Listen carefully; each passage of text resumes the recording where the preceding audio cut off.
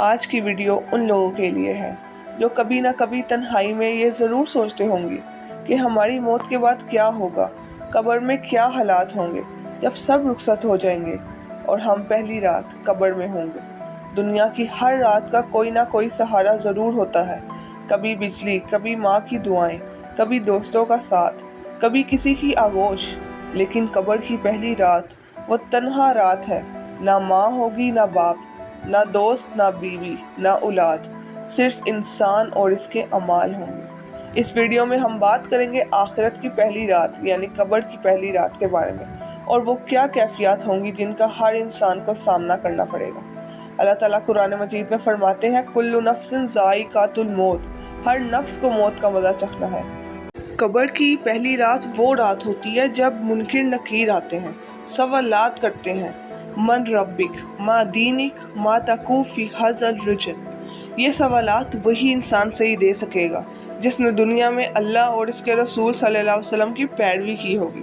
تصور کریں، جنازہ پڑھا جا چکا ہے، لوگ دفن کر کے واپس جا چکے ہیں، آپ زمین کے نیچے ہیں، مٹی کی تاریکی، گپ اندھیرا، نہ موبائل، نہ آواز، نہ ہوا، نہ پانی۔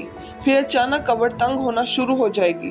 اگر اعمال اچھے ہوں گے تو ایک خوبصورت چہرہ آئے گا جو کہے گا میں تیرا نیک عمل ہوں، دنیا میں جو تو نے کیا وہ میرے وجود کی خوشبو ہے۔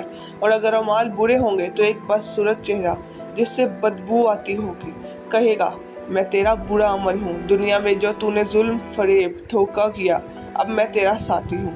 قبر میں قیامت تک کا وقت کیسے گزرے گا یہ انسان کے عمل پر منحصر ہے۔ ہم سب زندگی میں کسی نہ کسی کا جنازہ دیکھ چکے ہیں، لیکن کبھی سوچا ہے کہ جنازے کے بعد کیا ہوتا ہے؟ قبر میں دفن ہوتے ہی انسان ایک نئی دنیا میں داخل ہو جاتا ہے۔ حضرت عثمان رضی اللہ عنہ جب قبر کے قریب کھڑے ہوتے تو رونے لگتے۔ لوگوں نے پوچھا جنت اور دوزخ کا ذکر سن کر آپ اتنا نہیں روئے تو قبر دیکھ کر کیوں اتنا روتے ہیں؟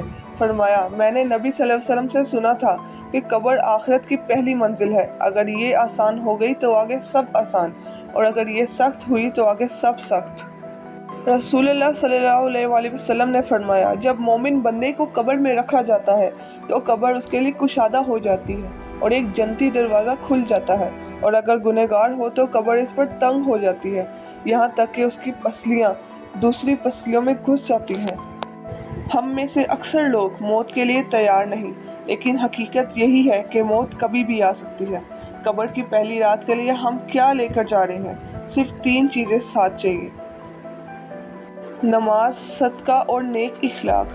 بینک بیلنس، گاڑیاں، گھر سب یہیں رہ جاتے ہیں، قبر میں صرف ہمارے اعمال ساتھ ہوتے ہیں۔ اگر آج کی رات ہماری قبر کی پہلی رات ہو تو کیا ہم تیار ہیں؟ کیا ہم روزمرہ کی زندگی میں موت کو یاد رکھتے ہیں؟ نبی صلی اللہ علیہ وسلم نے فرمایا موت کو کثرت سے یاد کرو کیونکہ وہ لذتوں کو توڑنے والی ہے۔ آج ہی سچے دل سے توبہ کرو، نماز قائم کرو، اپنے دل کو صاف کریں اور لوگوں کا حق ادا کریں۔ یہی وہ عمل ہیں جو قبر کو جنت کا باغ بنا سکتے ہیں۔